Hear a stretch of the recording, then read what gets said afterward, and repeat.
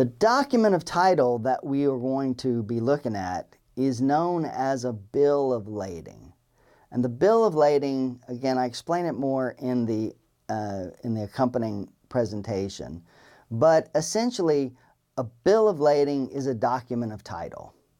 And we call it a negotiable bill of lading because negotiation is a legal concept that says that there are certain rights that attach to a document of title. Now, a bill of lading is really doing three things. It has three roles. The first is it's a receipt from the carrier, that party that's going to carry the goods, the shipping company, the transportation company. And so when I, as a seller, leave my goods in the hands of a carrier, they're going to give me a bill of lading. And the bill of lading, first of all, is going to show it's a receipt. It's going to indicate what goods there are there and also indicate is there any damage at the time that the goods were transferred. So first thing a bill of lading does is it's a receipt. Now it's also a contract of carriage between the shipper and the carrier, meaning the shipper being the seller and the carrier being the transportation company. So the bill of lading will not only be a receipt of the goods, but it'll also be a contract that calls for the carrier to take the goods to the eventual buyer. And then finally, it's a document of title. The bill of lading serves as a title to the goods that are described in it.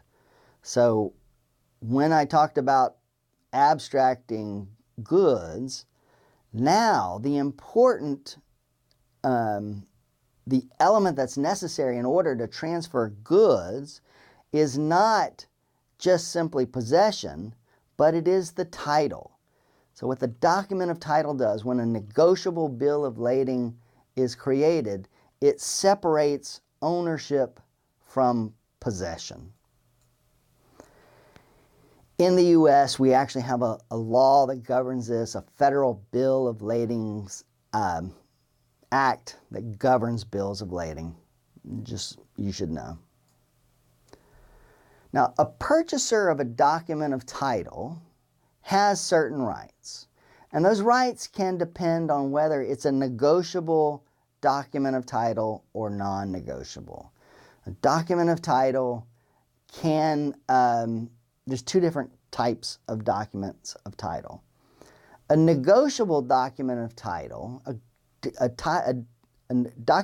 bill of lading is a negotiable document of title. First of all, if it's signed, it must be signed by the party shipping the goods. The seller, the shipper, must be signed by the goods. It must include the magic phrase, "to the order of" a named person or assigns, or "to the bearer." To the order of, or to bearer. Those are magic words because if I include those words on my document of title, I am going to give to the purchaser of the title certain rights that it does not get if those words are not included. You've all seen checks, and you know that on every check that you've ever seen, whether it's your personal checks or checks from your employer, checks from your grandmother, on every check that exists, there's that phrase, "pay to the order of." Well, the reason why that phrase is there is because checks are documents of title. They are negotiable. They represent money. And so when I go to the grocery store, and no one does this anymore, but once upon a time we would write out a check and we would take out a piece of paper and we would write on the check and then we would sign it and date it and then we would hand it to the cashier. And at that point, the cashier, the company taking the check, has certain rights. They can go to my bank and say, "pay me for this piece of paper." And so I don't have to carry the cash in my pocket if I have this piece of paper with the magic words on it. Because now that piece of paper becomes money. When we talk about negotiation, negotiation is the transfer of a document of title by what's called endorsement and delivery. Documents of title can transfer ownership of goods because the document now reflects ownership without actual delivery, because we've separated ownership from possession. And so the important thing now is not the actual goods, but the piece of paper, the document of title. And when we transfer a document of title through negotiation, we actually give to the transferee more rights than we might otherwise have. If a party obtains a document of title through negotiation, what this does is it allows the party to take that document of title without fear of any pre-existing claims against those goods. How does that exist? Well, if I have, if I'm in the manufacturing business and I produce goods, and those goods are financed through an arrangement with my bank, and my bank takes a lien against those goods. A lien means it has certain rights in the goods. It can come take the goods if I don't pay on the loan. Well, if I transfer those goods through the use of a negotiable document of title, the party that takes those goods knows that the bank cannot come out and attach those goods. The bank can't come seize those goods because they have obtained them through the process of negotiation. Now, you have to be a good faith purchaser, meaning you must not have any knowledge of the pre-existing claim against the goods. But if you are a good faith purchaser of a document of title, you are protected. You're protected from the risk that another party may have an interest, a legal ownership interest in those goods. We call the person who receives a document of title through negotiation, we call them a holder by due negotiation, or sometimes a holder in due course. And the holder in due course who purchases a negotiable document for value and in good faith and without notice of any claims against it, in the ordinary course of business, in the ordinary course of dealing, will be protected from risk.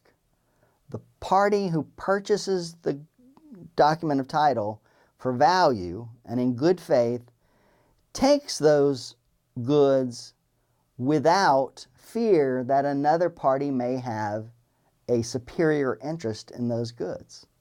Now, this is a big deal, because if we did not have documents of title, that means whenever you sell a good, the party taking the good is always going to have to take into account that there's another party that owns an interest in that good.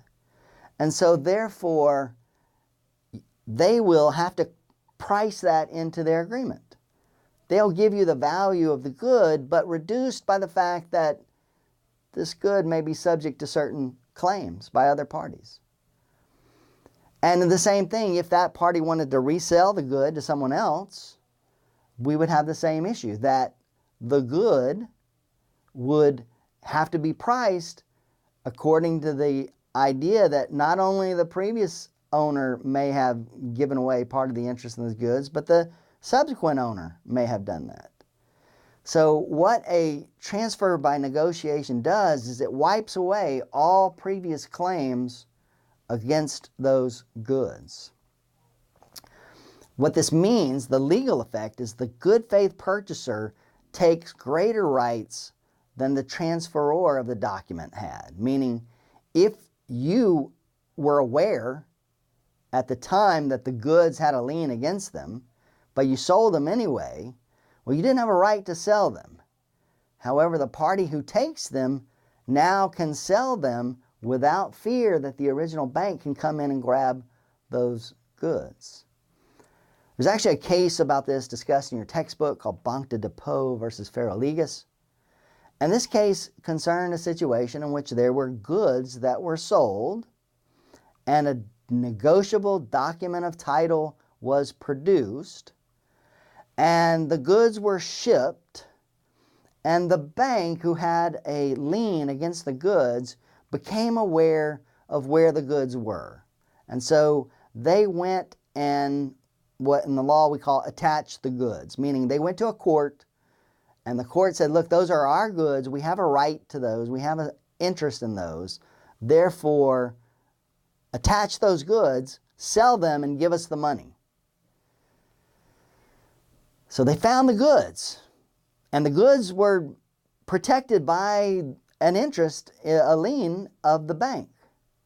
Nevertheless, what the court said is, you, bank, attached the wrong thing. You should not have attached the goods.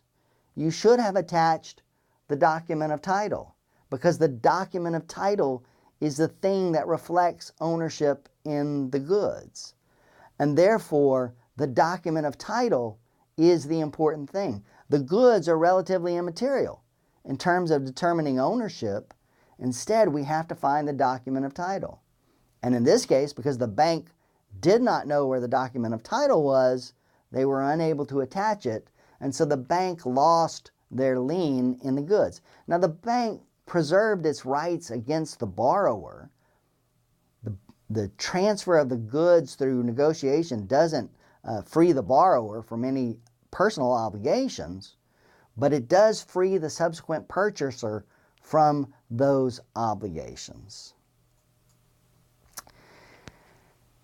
If it's an order instrument, the good faith purchaser must take it by a process called endorsement. An endorsement generally is signing.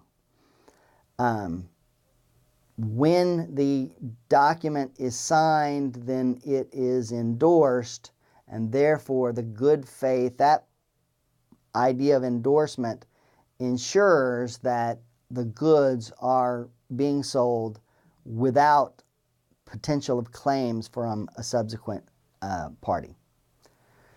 So in conclusion, what do we learn in this lecture? Transaction risks can be thought of as delivery risks and payment risks. The documentary sale is a transaction, a legal framework to allow parties to conduct business at great distance. And we also know the CISG contains provisions regarding allocation of loss. When you look at delivery risk and payment risk, once again, the most important way to control those is through the use of Incoterms, those trade terms that we discussed in our formation lecture. And that's it. Thank you very much. Be sure and let me know if you have any questions.